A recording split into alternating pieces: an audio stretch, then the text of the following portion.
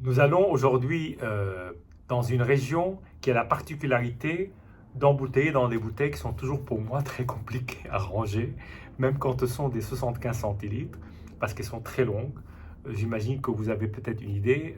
En l'occurrence, en France en tout cas, c'est l'Alsace, et qui plus est, euh, des vins qui ont qu'une seule appellation contrôlée, c'est l'appellation Alsace, contrairement à la Bourgogne où on peut trouver différents villages et, euh, et on est plus proche de la Champagne dans cet esprit-là, puisque certaines parcelles sont déclarées comme Grand Cru. Donc voilà, l'Alsace n'est pas très loin de la Champagne, c'est peut-être cette influence-là qui a joué.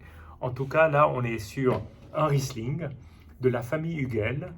On est sur un Grand Cru qui s'appelle Schonenbourg, qui est, pour ceux qui connaissent l'Alsace et qui aiment l'Alsace, c'est un des plus beaux vins.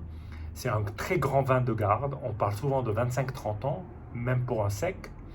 Et là, on est sur une parcelle de Schonenbourg qui s'appelle Chaux-la-Mer, qui appartient à Hugel, et qu'ils ont décidé de vinifier il y a une dizaine d'années à part, un peu plus, il y a une quinzaine d'années, parce qu'ils considéraient que euh, les fûts qui venaient de cette parcelle de vignes qui ont à peu près 20 ans d'âge avaient quelque chose de plus par rapport au Schonenbourg classique. Voilà. Donc c'est la particularité de la famille Hugel de vinifier donc ce vin à part. Là, on est sur un 2007 qui est normalement un grand cru, mais comme il n'a pas été déclaré grand cru, il ne l'est pas. Du coup, c'est un vrai grand cru, mais sans la mention grand cru. Mais voilà, les amateurs le reconnaîtront. Donc 2007, c'est une année donc tardive, avec une récolte qui a eu lieu, donc là, la vendange a eu lieu le 11 octobre, donc quand même assez tard. Il y avait un été indien, il y avait un beau soleil, de belles journées ensoleillées, donc il n'y avait pas un stress particulier pour cueillir le raisin. D'où ce vin qui est, sans être une vendange tardive, est quand même une vendange à maturité, avec un certain niveau de sucre qui a été absorbé pour en faire un vin sec. Il y a très peu de sucre résiduel, donc on est encore dans les normes du vin blanc sec, en tout cas les normes alsaciennes. Et on a un vin qui est plutôt tardif pour une année qui a mis un peu de temps pour permettre au raisin d'atteindre la maturité, en tout cas que souhaitait la famille Hugel. Que dire d'autre? Alors, j'ai dit que c'était un vin de grande garde, et ce qui est intéressant, c'est que sur la contre-étiquette, donc, alors toutes les bouteilles sont numérotées. Là, il y a eu 4228 bouteilles. Là, je suis face à la bouteille 345, donc elle est unique. Et comme toutes les bouteilles, mais celle-là, elle porte un numéro unique. Et j'aime bien ce commentaire. Donc, le vieillissement prolongé dans les caves de Hugel permet à ce grand Riesling sec d'exprimer aujourd'hui son premier palier d'épanouissement. Donc, tout est dans le premier. Pourquoi? Parce que probablement en attendant 10 ans, le vin va encore atteindre un second palier. Comme j'ai dit, ce sont des vins qui ont une très longue capacité de vieillissement et donc il faut en profiter. Là que j'ouvre une bouteille, j'en garde deux autres pour plus tard, en espérant que ma patience me récompensera au bout. Voilà. Donc sans plus tarder, on va démarrer cette dégustation par la robe, comme toujours. Donc voilà, vieille maison qui date de 1639, donc qui a bientôt 4 siècles. Et voilà, une grande maison d'Alsace, propriété familiale, qui est une des propriétés les plus belles à Riquewire en tout cas. Là, on est sur une robe bien évidemment évoluée dans le sens qu'on est face à un vin blanc, mais avec des reflets très dorés, d'or jaune, encore un peu pâle. Donc, je pense que le vin est encore jeune et est amené à se développer. Voilà. Euh, on va attaquer le nez. J'adore les nez des vieux vins d'Alsace, souvent très poétiques, très expressifs, et qui laissent parfois même rêveur.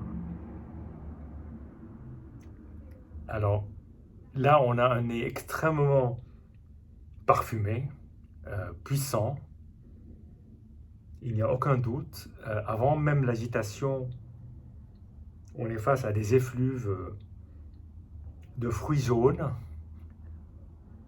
de fruits exotiques, un peu mangue, mais aussi pêche mûre, et sur des fruits secs aussi, de la noix, mais de la noix pas au sens oxydé du Jura, mais une noix plus fraîche, même la menthe fraîche. Très très très belle, très beaux arômes et très beau premier nez. Après agitation, là on est plus, on, on- on est dans les peaux de l'intérieur des fruits exotiques. C'est assez frappant. Là aussi, ça vous embaume, ça vous transporte. Moi, ça me fait voyager. Euh, je ne connais pas la destination avec précision, c'est ça tout le mystère du vin. Mais ça fait voyager dans des contrées lointaines, ça fait penser à des arômes, des odeurs qu'on a sans doute ressentis parfois sous les tropiques. Ce côté fruit exotique.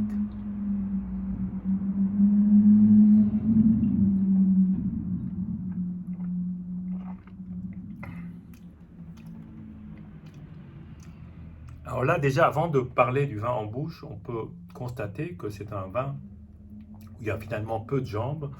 On doit être sur 13 degrés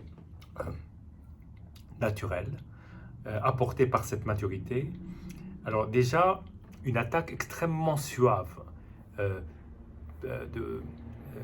alors, il y a ce parfum qui ressort en bouche, mais il y a une sorte de suavité, de gourmandise dès l'attaque, avec là aussi à nouveau des effluves de fruits, et puis une belle acidité toute fine, extrêmement fine, à peine perceptible comme ça au premier,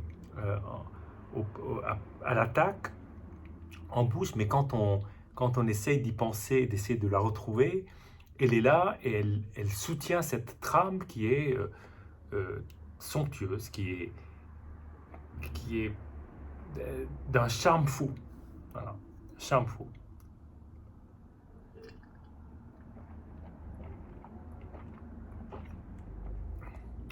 Alors là, pour caractériser un peu plus ce que je ressens en bouche avec des saveurs plus classiques, je dirais qu'il y a ce côté pamplemousse très, très sucré, mais en même temps, c'est une crème sèche. Donc, n'allons pas penser qu'on va sur un vin liquoreux, pas du tout. Là, on est vraiment sur un vin sec, mais tellement parfumé, tellement euh, avec une sorte de presque de cire d'abeille en bouche, et puis une fin superbe, très longue, très très longue. Là, je la sens encore. Et un côté très légèrement fumé en fin de bouche, avec une légère salinité, un peu d'acidité, une sorte de cocktail somptueux d'un vin qui a encore de longues années devant lui. Je suis absolument pas surpris par le commentaire de certains fans de ce vin qui disent bah, écoute, garde-le longtemps. Euh, ne sois pas pressé pour l'ouvrir. Là, j'en ai ouvert une, parce que je me dis 2007, pourquoi pas. Mais c'est un vin qui peut très largement passer cette décennie et puis avec un très gros pied dans la prochaine décennie. On ne peut pas le dire souvent des vins, hein, et encore moins des vins blancs secs, donc c'est quand même une gageure. Voilà. Santé, et puis à très bientôt.